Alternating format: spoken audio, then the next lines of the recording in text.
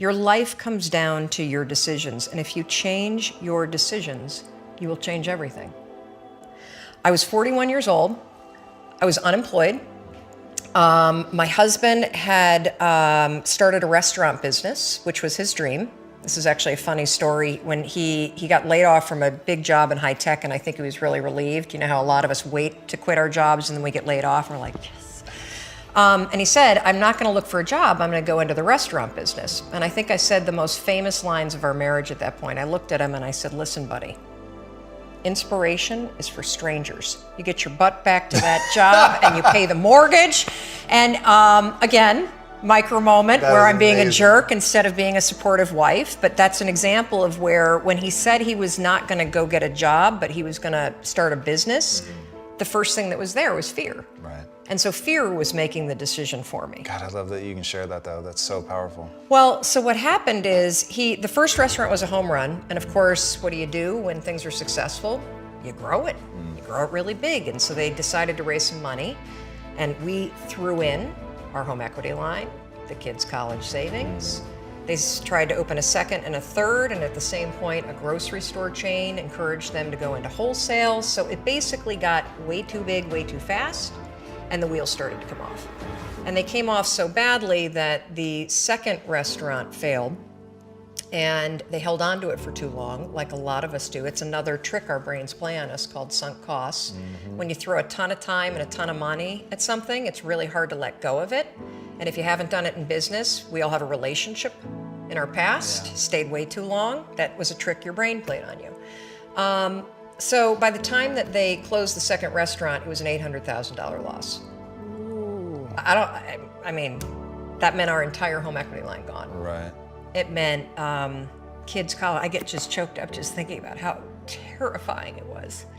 And so I found myself at the age of 41, like just feeling like a complete failure. And so did Chris. And to make it worse, not only had we lost all of our savings, but so many friends and family members had invested. And so there was this real tension between the truth of what was happening and what you had to do in public, because it was a public business. Shame, failure, embarrassment, and the liens started to hit the house. The phone started to ring, and it was nothing but collection calls. And I just remember feeling this tremendous shame. And at some point, I think we all hit that moment in life where things just are not going how you thought they would go. And what's amazing about those moments is we all respond very differently. So my husband, he would spring out of bed and he would head right out that door, 6 o'clock in the morning, and he would go meet his partner and they would go to the bank and they would dig right in and they would face their problems head on. And he's also a smart guy. I mean, he did not want to be in the house when yours truly woke up because I was a raging bitch at that point in our lives. And the reason why is because when you're scared and you're afraid and you're jealous and you're overwhelmed with emotion, it is so much easier to point the finger at other people. That's a decision, by the way. So one you may not be aware that you're making, but you're still making it. So what would happen to me is the exact opposite, is Chris would be gone, the alarm would go off at 6 o'clock in the morning, and I would lie there.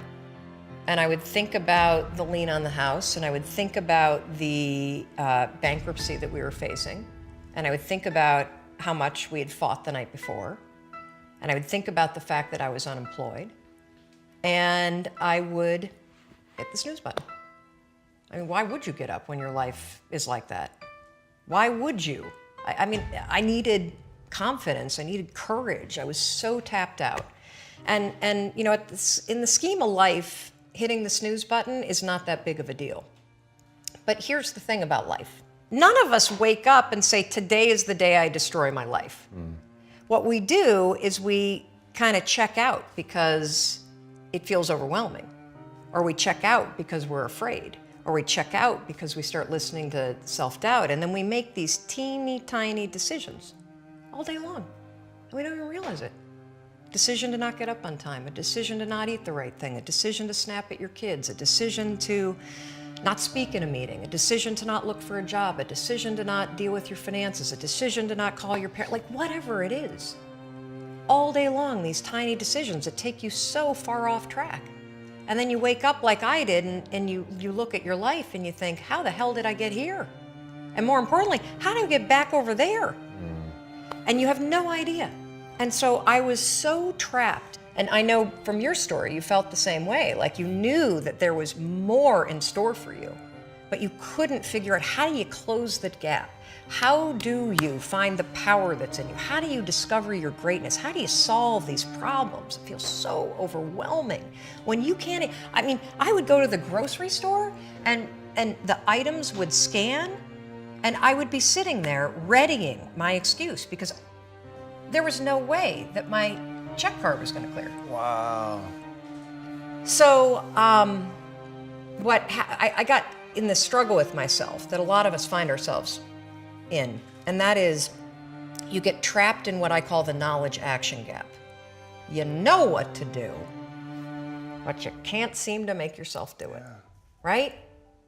I mean, every one of us is one Google search away from a list of instructions that if you follow any of them, it will change your life. But how do you get out of your head and stop thinking about what you need to do and actually do it? And in my case, this stuff was pretty easy.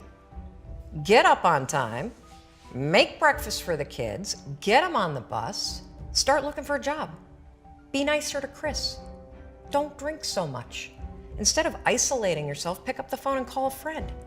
Get yourself out into the woods and go for a walk. Start running again. Like all these little things that I was capable of, but I couldn't get out of here. Could not get out of here. And if you're stuck, that's the problem. The problem is you're in your head, you're thinking. That is the universal problem. And it all starts with this knowledge of what to do, and then you hesitate and you think about whether or not you feel like doing it. So for a couple months, I was really stuck. Chris would get up at 6, I'd hit the snooze, and then I'd hit the snooze, and then I'd hit the snooze, the kids would miss the bus. And then every night I'd do the same thing. I'd go in bed. Have you ever had one of those nights? Probably before you started your company, but where you go in bed and you're like, all right, Tom, that's it. Tomorrow, it's the new me. Tomorrow, I'm gonna get up on time. I am gonna go to the gym. I am gonna look for a job. I'm not gonna drink so much. It's gonna be amazing. The new me, the future me. Woo! Let's do this, right? Then you go to bed and you wake up 7 hours later and you're like, I don't feel like the new me. It's the only, that's a stupid, see, motivation's garbage. It's never there when you need it. Ever. And so here's what happened to me, and thank you for wearing the NASA t-shirt. It's a really stupid story. It's a powerful story. So one night, Chris had gone to bed. I'd been struggling. We still had all the same problems. We still had a lien on the house, still facing bankruptcy, still fighting like crazy. I was still unemployed. They still hadn't figured out like the solution yet for the business. And I was about to turn off the TV, and there on the TV, there was this rocket launching, and I thought, oh my gosh, that is it. I am gonna launch myself out of bed like a rocket ship, like NASA, right here, had launched me out of that bed. And I'm gonna move so fast that I don't think. I'm gonna beat my brain. Now, here's a really interesting point. I talk a lot about your instincts and inner wisdom. And we can get into this a little bit later, but a lot of us talk about the fact that you have a gut feeling. But what all this research that I've done for the book and all the speaking that I do, what I've discovered that's fascinating is actually when you set goals, when you have an intention on something that you want to change about your life, your brain helps you. What it does is it opens up a checklist, and then your brain goes to work trying to remind you of that intention that you set. And it's really important to develop the skill, and I say that word purposefully, the skill of knowing how to hear that inner wisdom and that intention kicking in and leaning into it quickly. So for me, my brain saying, that's it, right there, move as fast as a rocket, Mel. I wanted to change my life. And I think most people that are miserable or that are really like dying to be great and dying to have more, we want to change. We want to live a better life. We want to create more for our families. We want to be happier. The desire is there, Again, it's about how do you go from knowledge to action. So the first thing in this story that's important is realizing that the answer was in me. And my mind was telling me, pay attention. Could have also been the bourbon. I had a couple of Manhattans that night. But anyway, the next morning, the alarm goes off, and I pretended NASA was there. It's the stupidest story. I literally went 5, 4, 3, 2, 1. I counted out loud, and then I stood up. And I'll never forget standing there in my bedroom. It was dark, it was cold, it was winter in Boston. And for the first time in 3 months, I had beaten my habit of hitting the snooze button. I couldn't believe it, and I thought, wait a minute. Counting backwards? That is the dumbest thing I've ever heard in my entire life. Well, the next morning I used it again and it worked. The next morning I used it again and it worked. The next morning I used it again and it worked. And then I started to notice something really interesting. There were moments all day long, just like that 5-second moment in bed, where I knew, knowledge, what I should do. And if I didn't move within 5 seconds, my brain would step in and talk me out of it.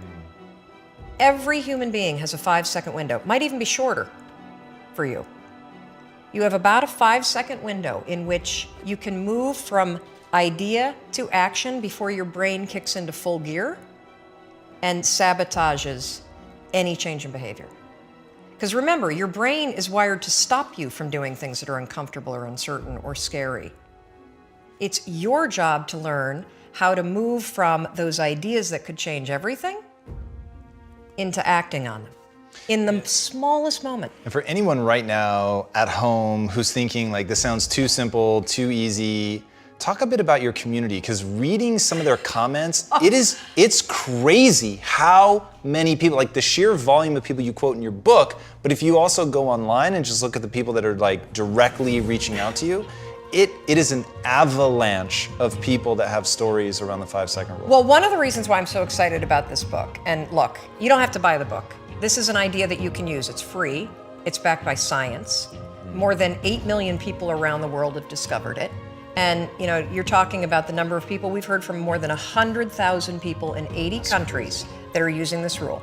We know of 11 people who have stopped themselves from killing themselves using this rule. I saw one of those outreaches. Yes, there's a guy, Steve, that wrote to us who was a veteran. He was suffering from post-traumatic stress disorder. He boarded a ferry overseas with the intention to jump over. He walked over to the railing and his inner wisdom kicked in. In that moment, the 5-second rule, 5, 4, 3, 2, 1, counting backwards, moved away from the railing, asked for help, saved his life. His story has inspired countless other people that have heard me in the speeches that I give around the world about this one tool. And so, you know, the thing that's so cool about this, and I should tell you the science behind it, because I'm going to be honest with you, it is stupid. Had I ever thought that I would find myself 8 years after discovering it, spending my days telling people about the 5-second rule? First of all, I would have picked a different name, because it reminds you of the one where you have to like pick up food within 5 seconds off the floor, right? It was my secret weapon. This was something I did. I never intended to tell anybody, because I went from getting up on time and waking up on time to shaking up my entire life. Because when you understand the power of a 5-second decision, and you understand that you always have a choice to go from autopilot to decision maker, everything in your life will change. You will be a different negotiator, you will be different in sales, you will be unstoppable in the gym, because you will realize the amount of garbage that you put in the way of your hopes, of your dreams, of your potential, of your confidence, of your courage. Everything comes down to the decisions that you make.